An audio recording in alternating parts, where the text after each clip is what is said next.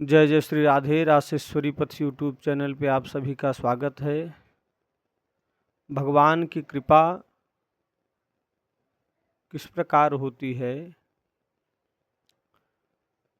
कहते हैं रक्षणाय च देवानां विनाशाय च दुष्कृताम् अस्य कार्यस्य सिद्ध्यर्थं भूयो भूयो तवागमः तद्दर्शनं लभन्ते ते तत्सच्चिन्तन परा जनाः इत्थं कुरु कृपादेव सदा शांतव चिंतनम।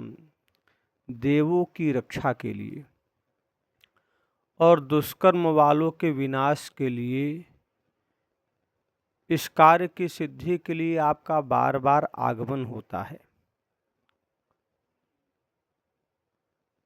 आपके चिंतन में लगे हुए लोग आपका दर्शन प्राप्त करके मुक्त हो जाते हैं।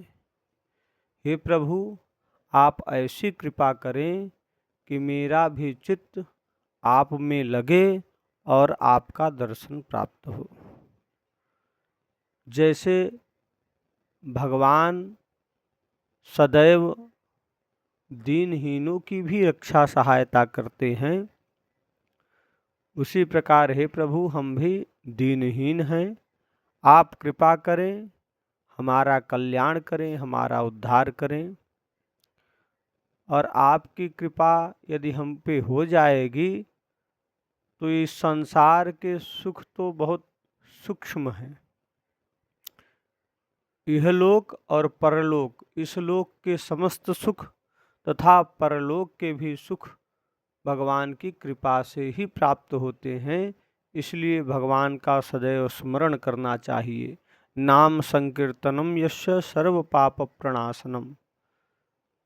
भगवान का नाम कीर्तन करने से व्यक्ति सभी पापों से मुक्त हो जाता है, सभी पापों से छूट जाता है।